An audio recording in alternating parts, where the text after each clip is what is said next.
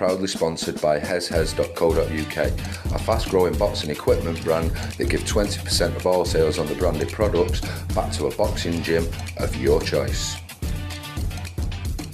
Hello everybody and welcome back to another niche sports video. This one is a bit different.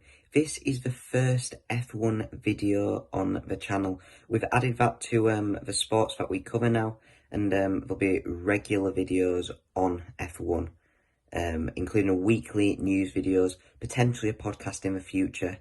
When it's a race weekend, there'll be loads of videos on that.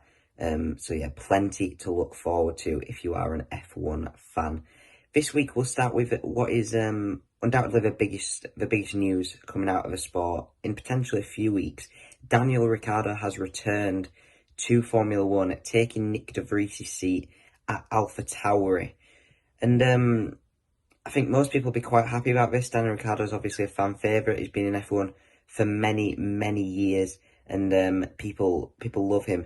But I wanted to cover, what does this actually mean for Red Bull, Sergio Perez, Nick De Vries, Daniel Ricciardo himself, and that's where we'll start then.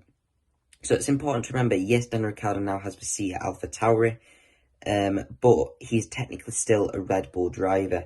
He's been loaned to AlphaTauri. He's not got a permanent. He's not part of AlphaTauri yet. And obviously we know that Red Bull and AlphaTauri, it's all interlinked. AlphaTauri is a sister team of Red Bull, and so it's very easy to do things like that. And Helmut Marko has a big say over AlphaTauri, like he does Red Bull. But it is important to remember, regardless, that Daniel Ricciardo has only been loaned to AlphaTauri for the rest of the year. So that means that, again, next year, the F1 circus could do its thing, and Daniel Ricciardo could be out of a seat again. Realistically, I don't see that happening. I think now Daniel Ricciardo's back, he is actually back. But that's not to say that he might lose his seat. And then this then again goes to what happens at Red Bull. Checo Perez obviously has a contract till 2026, and Helmut Marko's been quite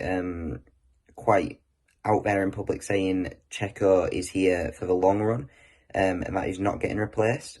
Checo not being replaced now is, fair enough. You can't be sacking drivers on a bad run of form, and I can see why Helmut Marko's very out there saying we'll support Checo. You look at some of the stuff he's done for Red Bull, particularly street races, and he has achieved some quite good stuff. Has he been underwhelming in his spell there?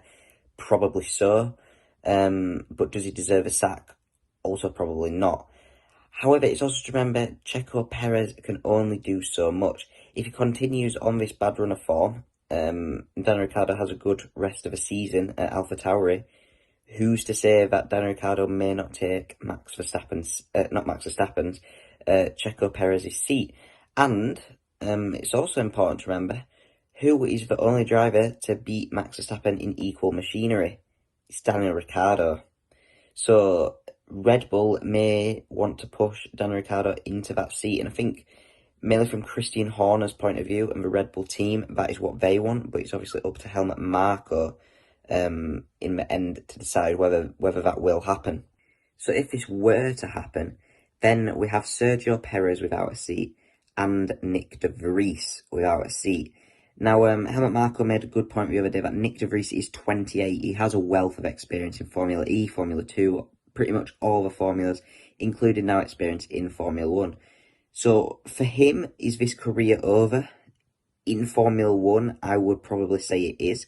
Obviously, there's always that chance to come back. We've seen it with Nico Hülkenberg. We've now seen it with Daniel Ricciardo. We've seen it with Fernando Alonso. But I feel like there's different cases for them where Daniel Ricciardo and Fernando Alonso especially have had success in the past. Nico Hülkenberg has probably not had success so much, but he's always been a relatively high regarded driver, particularly in the junior formulas and then in his early stages in F1. So there's always been that route back. For Nick De Vries, yes, he was highly regarded when he was younger, but it felt like his F1 seat should have come years ago, and it just didn't. So I would say for him, this is potentially career over. If Daniel Ricciardo was to replace Checo at the end of the year, I'd say that's not career over for Checo. He's still a good driver and he's still got plenty of potential, but probably not at Red Bull, and his time's probably coming to an end. We've seen how ruthless it can be. So I would say it's probably not his career over, but I would say his Red Bull career is probably going to come to an end if Daniel Ricciardo is successful for the rest of the season at AlphaTauri. Obviously, Helmut Marko, he was the one that wanted Nick de Vries. Christian Horner, Franz Toster were saying, no, this is not the right decision. They said that at the end of last season. And ultimately, they've been proved correct. Helmut Marko, the one in the wrong. And this time it feels like it's more Christian Horner arguing that Daniel Ricciardo deserves a seat in the Red Bull. And Helmut Marko, he's saying, no, it's not going to happen. So will history repeat itself here? Will Helmut Marko be proved wrong? Will Daniel Ricciardo get that seat in the Red Bull? It's certainly something I would like to see. I think he's got the capabilities, and he may be 33, 34 now, but he can beat Max and equal machinery. He can do that, and we saw that he still got the pace in Pirelli's tyre testing on Tuesday, where he set the fastest time, 1:27.2. That's only half a second off Max's fastest time in qualifying at Silverstone on Saturday. So obviously different conditions, different tyres crucially, but he's shown that he's still got that pace against the rest of the field. The gap was over a second to the next fastest in the tyre testing. So he's clearly got pace, has Daniel Ricciardo. So let's point out that was in the Red Bull as well. Obviously they'll go to the AlphaTauri, it's a different car. We've not really seen the full potential tested out of AlphaTauri yet with Tsunoda and De Vries. No disrespect to them, but you know they're not probably got the most out of that car yet, and Daniel Ricciardo will be able to see where that car actually is. And it's an exciting time, to be honest. But yeah, I think with Daniel Ricciardo clearly having pace, he should do well in the AlphaTauri and then should get into that Red Bull seat.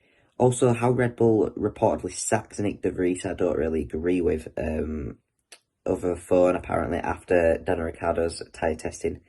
And you can have pace in tyre testing, and it can always have been thought about to replace Nick with Daniel Ricciardo, but a little bit of courtesy and professionalism wouldn't go amiss.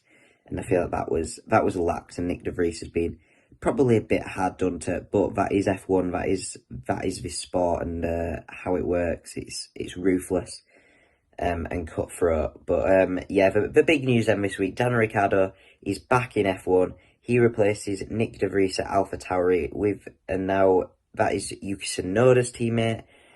Top Pirelli tyre testing session at Silverstone on Tuesday. The Honey Badger does look to be back. Obviously, we'll keep you updated with everything Daniel Ricciardo and F1 related here on Niche Sports. Thank you for watching.